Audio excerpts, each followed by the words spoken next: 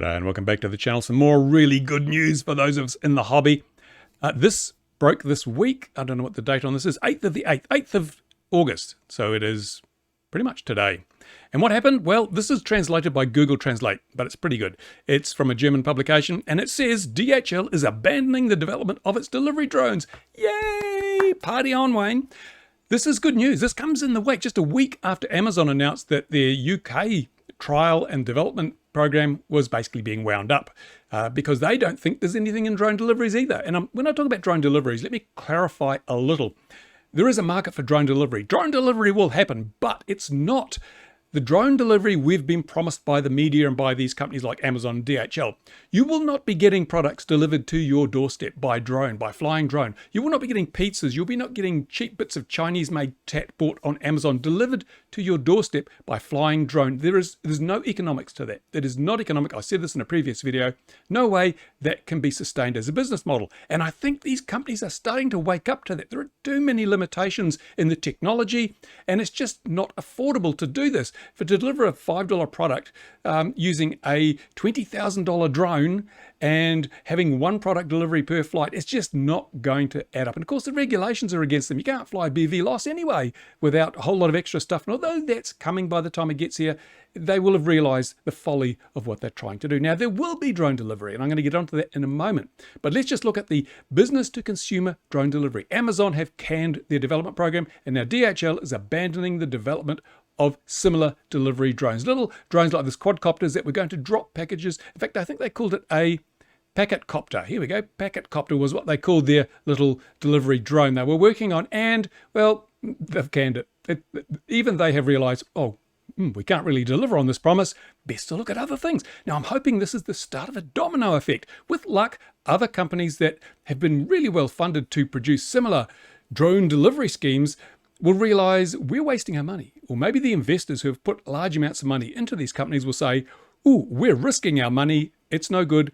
If DHL aren't in, if Amazon aren't in, why are we in? We need to get our money out, put it into something a little more lucrative. So hopefully we'll start to see a cascading effect, and all these companies promising to deliver donuts to your doorstep by drone will fold and fail.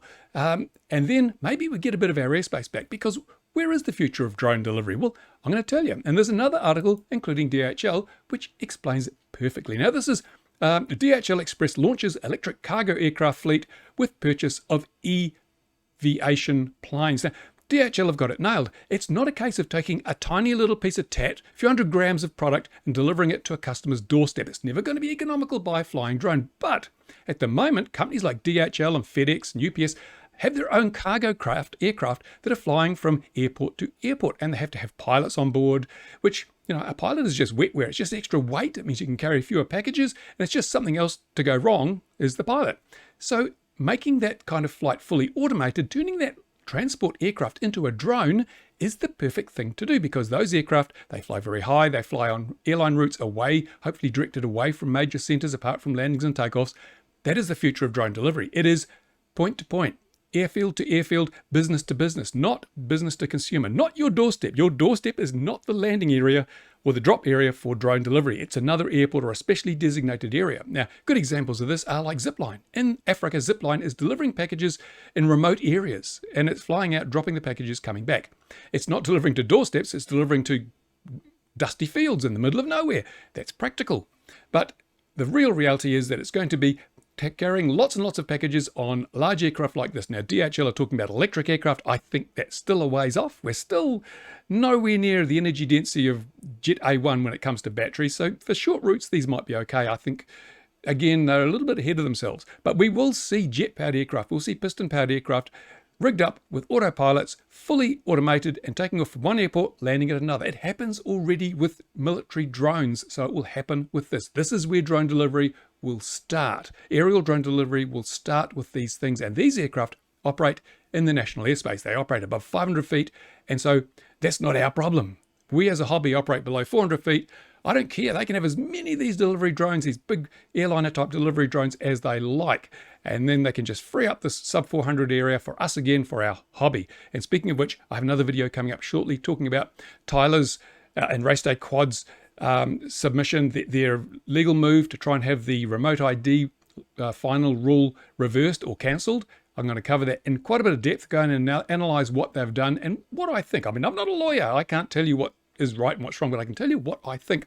And I can use my experience in dealing with bureaucrats over many, many years to perhaps give a bit of insight into how this will be received by the bunch of bureaucrats at the FAA. I can't comment on what the courts will rule because I'm not a lawyer or a judge, but hopefully I can give some insight where I think they've done something clever and maybe we're not so clever and they're grasping at straws, but you'll have to have a look. And after I've done that video, I'll invite you to give me questions on the whole thing, and I will put them to Tyler and also Jonathan Ruprecht, who is the lawyer, and we'll see what they've got to say. So you give me your questions on that. That's a video coming up, not this one. Next one, probably. Anyway, in the meantime, thank you for watching. Look at where we're going. I think the drone delivery bubble is about to burst, and I'll be the first one to applaud. Thanks for watching. Bye for now.